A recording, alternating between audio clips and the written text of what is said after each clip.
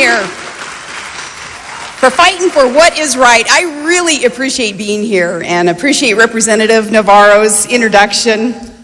Privileged to meet her and her family, her beautiful girls, Christina and Georgie, and she is just such a great voice and face and heart for Colorado. I love being in Colorado, you know, where you're tasting the Rockies and waiting for the mountains to turn blue, right? I do love Colorado. It reminds me so much of home. Also very excited to know that we're in the presence, not physically right at this moment, but hopefully soon he'll be addressing the summit, in the presence of Colorado's next great senator, Darrell Glenn. I am in awe of this man's accomplishments and his willingness to serve on a new battleground now. We need Darrell's military might and his ethos so that America can be made great again. So thank you for sharing him with the rest of the United States, Colorado.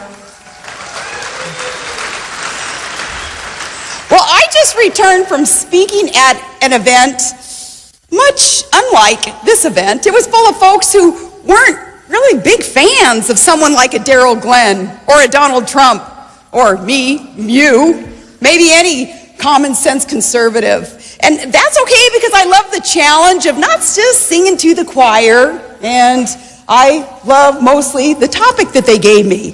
It was, how is Trump winning? More specifically, it was, why, oh why is Trump winning? And I told him, you know, it's really funny to me to see the splody heads keep sploding over this movement because it seems so obvious. Darrell wins, Trump wins, America will win because voters are so sick and tired of being betrayed. Politicians campaign one way and they govern another, and that's become status quo. So enough voters finally said enough that the status quo has got to go. It's like my dad's pickup truck. He's got a bumper sticker and it says, I'm not a Republican, I'm not a Democrat, I am an American and I want my country back. Dad's truck, it speaks for the silenced majority. Well, millions have awakened, as I explained to the other crowd. Millions have awakened to the reality of our economy's trajectory and our standing on the world stage and our measures of security. And we said, Washington is so broken.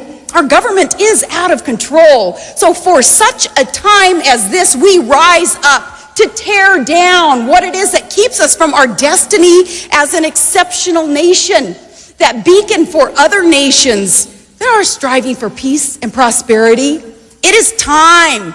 It is our time. So let's go fix it.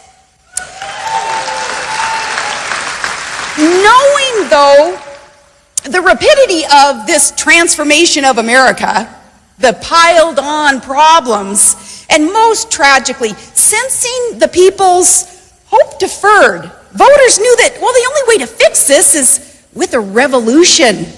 So we sought a revolutionary. We paid attention. We did our own homework versus relying on the media to vet candidates for us. We asked, who is not part of the problem? Who's got the record of success that's due respect and the attention needed to run for president?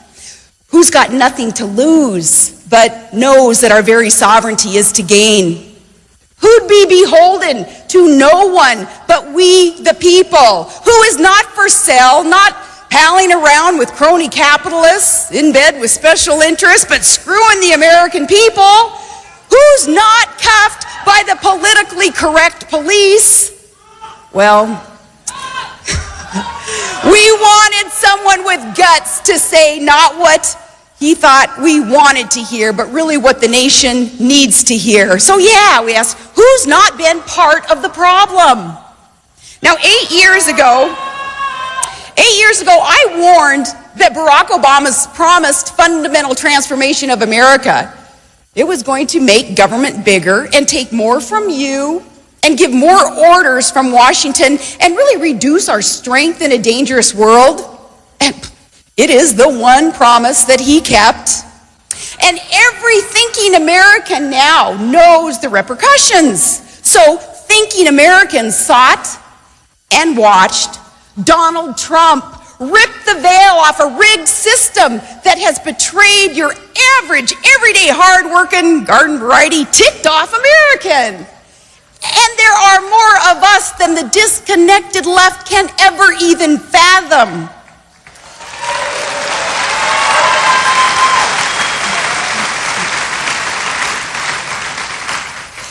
Trump's outsider status, where he explains he got to see how both sides work, that let him become a new standard bearer for a grassroots populist movement that's fertilized by the still passionate Tea Party in all its glorious independence.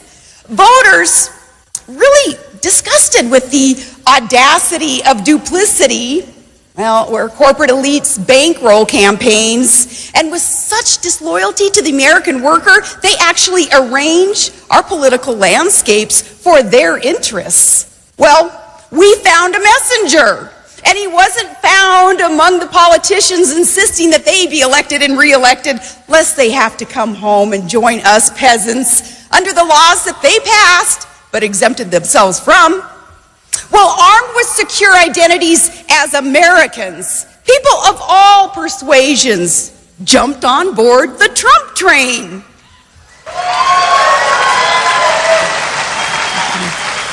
Chugging along on the primary trail, defying conventional wisdom of the, I say it with, I guess, all due respect, the loser consultants. And I term them loser consultants because they keep losing election after election after election. It's fitting. Well, defying that wisdom, Trump shattered voter turnout records. And like a golden wrecking ball, he shattered walls in the good old boys club. He knocked out the hypocritical intolerance that dares stymie freedom of speech with intimidation and those false accusations of sexism and racism just to stop debate. Now, those accusers, we saw a bunch of them this morning coming out of the hotel. Those accusers are the silly protesters at Trump rallies. You know, we've been telling him he should hold his rallies at his construction sites. You know, protesters aren't going to show up at a job site.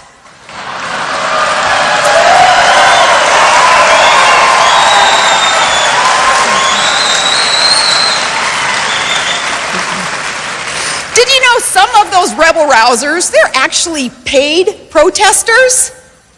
So there you go, not even president yet, and our guy's already creating jobs.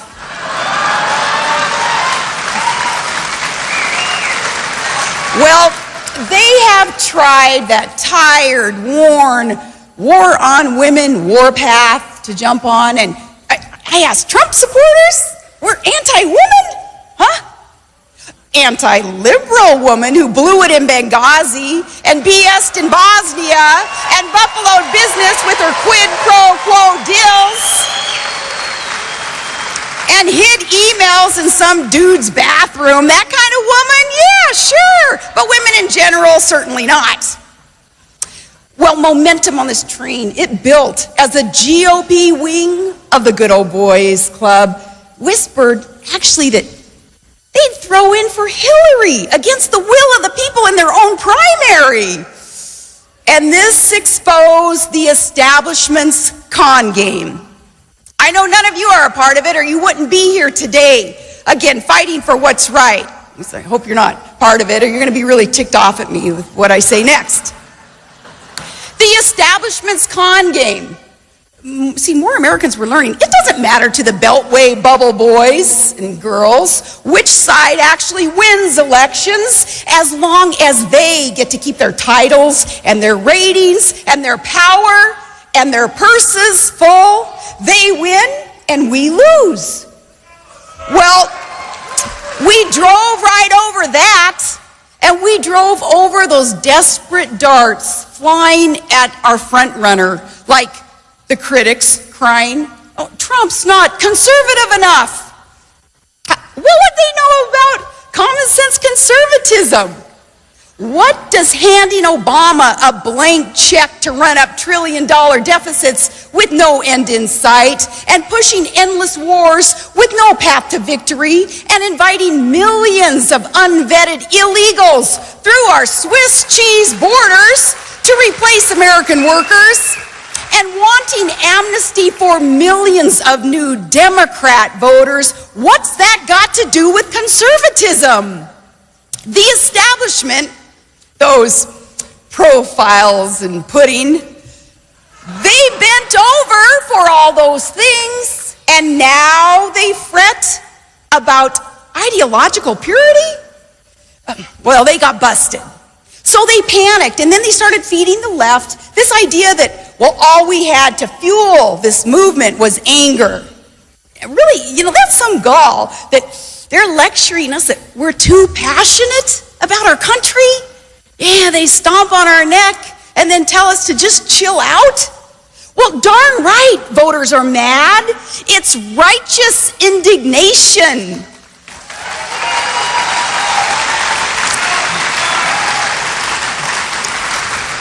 But what the professional political class really can't handle is knowing really that the movement is more than anger. It's an optimistic, sensible, building up the people agenda, and that is good change. But to them, it's a threat. You know who's threatened? Those GOPers who insist that they'll never vote for their party's choice this time. They call themselves, that gang, they call themselves the never hashtag, the whatever. Okay. Oh, well, I just call them Republicans Against Trump, or RAT for short.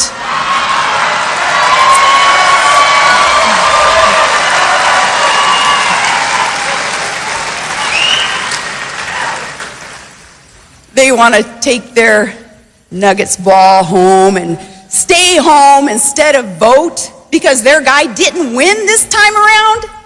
Now, I shouldn't call them thumbsuckers because they're not all bad. I'm kidding, they are. And Hillary thanks them because she cannot win without them. Folks, we're talking about our sovereignty here, our solvency and security, our entire invaluable system of law and order in a republic bought with patriots and vets, blood, sweat, and tears. This isn't a game, nor some drama to be played out on the convention stage. No, they're playing with dynamite and arming those opposed to the planks in the platform upon which Lincoln and Reagan stood. We're talking about the direction of our country, our children's future, the direction of the Supreme Court, all of this hinging on the next election. And at such a time as this, you cannot be lukewarm. We're going to take our country back, and you're either with us or you're against us.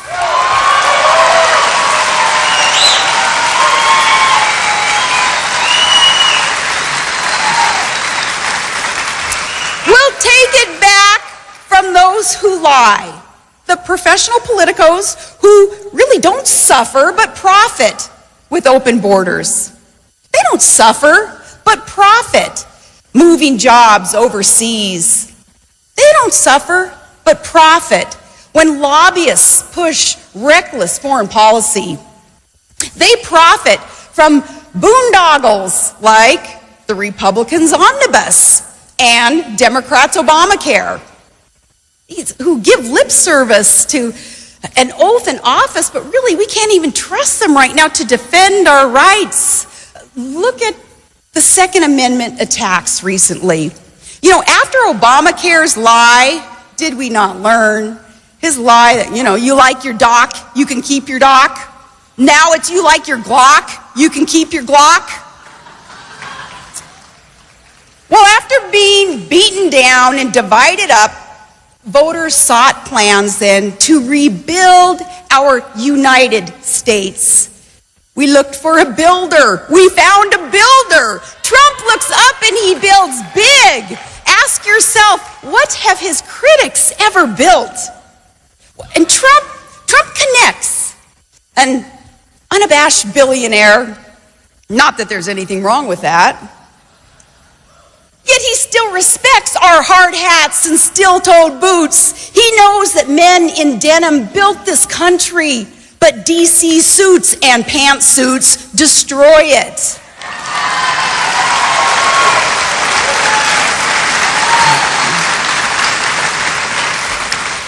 He gratefully shakes the skilled, calloused hand and hugs tight the essential blue collar. And he salutes in awe of sacrifice the American in uniform. It's connection through appreciation. He's not running because he's bedazzled by the trappings of office. No, sincerely, he is in awe of the beauty of all of you, of everyone willing to do their part to restore America, to make it great again. He's on the side of Joe Six-Pack, where I come from, and he says to us, I worked hard, I succeed, I want you to succeed too. And knowing what it takes, he says, I want you to work. And here's how we'll do it together to make America great again. And that is the fabric of America's character, woven by work ethic and dreams and drive.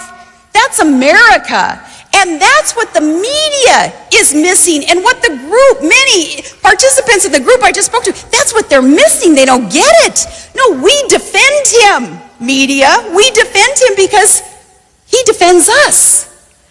Take those, the ugly, ugly charge of racism. This is so ridiculous. Trump has been covered in the spotlight for decades. Years and years, showing so many of his friends and colleagues of every race, color, and creed, great relationships with them all. And see, the press knows that, because they're the ones who did the covering of him. And Trump was never called a racist until he decided to run against the Democrats. And that's the way that the dirty side of this business works. Believe me. So, now, with him, we who are determined to clean up the crap spewed by hypocrites playing politics of personal destruction, no, together, we call them out. We call out the liars because we're going to make America great again. And this movement is exactly that. And this movement is about the providence honored in our Constitution. Trump is with us in withholding the oath, swearing to uphold what it is that has created our declarations of liberty. Trump will put America's blueprint first to strengthen us, especially as we face existential threats that others would ignore. The biggest, most sinister threat, it's Islamic ideology, that is ISIS. That is the death cult. The death cult that isn't even acknowledged with accurate verbiage from leftists with their heads left in the sand. And despite all the bloody evidence of a ghastly dogma, Obama won't admit that Islam put the I in ISIS. It is a clash of civilization that is our long twilight struggle. But if you transplant to your shores a foreign population that is hostile to the very things that your country stands for, you won't have a country for long. You can't have peaceful democracy with people who hate democracy, or a culture respecting life with anyone who would love death more than life. And that's not hate speech, it's common sense. As is understanding that when someone screams allegiance to Sharia law and screeches Allah Akbar, death to America, he means you and yours. What does the left think that he means? Well, Because of all this, the movement grew, with Americans really getting sick and tired of those accusations of being anti-legal immigrant. We are a nation so generous in humanitarianism. We've taken in 6 times more migrants than all of Latin America combined. We look up at Lady Liberty and we read, she is inviting the tired, the poor, the huddled masses. But we don't stop there. We keep reading. Read the rest. She's saying, welcome, you yearning to breathe free. Those who don't yearn for America's freedoms, sustained by following our rule of law, but instead yearn for child brides and female mutilation and killing all gays and non-believers and refusing assimilation and demanding that the American culture change into the culture that they claim they had to escape from. No, our national instinct to do good is beautiful, but that kind of humanitarianism, it's self-destructive. So too is straying from what we know works economically, time-tested economic truths that have been able to build this country and allow us to be prosperous. We desperately need leaders who understand conditions that create wealth and that they will favor those conditions, and that's energy independence and it's limited government, letting the private sector innovation soar. That creates opportunities. That's what creates jobs, and less entitlement mentality that is eroding America's work ethic. Now, those time-tested economic truths, applying those and having a leader who understands it and has never been addicted to opium, other people's money, opium is what we call it, other people's money that politicians have been for too long addicted to. Not having that experience in the private sector to understand how to balance a budget. You know, those who are writing the paychecks and not taking from you and giving to others in really a socialist bent. Well, America wins by applying those time-tested economic truths that we know work. Right now, our nation, though, is not really winning. $20 trillion in debt with no end in sight, and enemies laughing at us, and allies not being able to trust us. We're going to get trampled if we just hire more of the same for more politics as usual. That's insane. Trump is winning because he will put you first, for Americans win again. It's why his rallies are all about winning. They're rowdy and they're fun and they're energizing. You've seen some of the left's rallies? Cranky, demanding, shrill. Vote for me. I make no sense and I'll never have to explain myself, but vote for me and you'll get all this free stuff. Those rallies? Hey, that's what happens when every kid gets a trophy.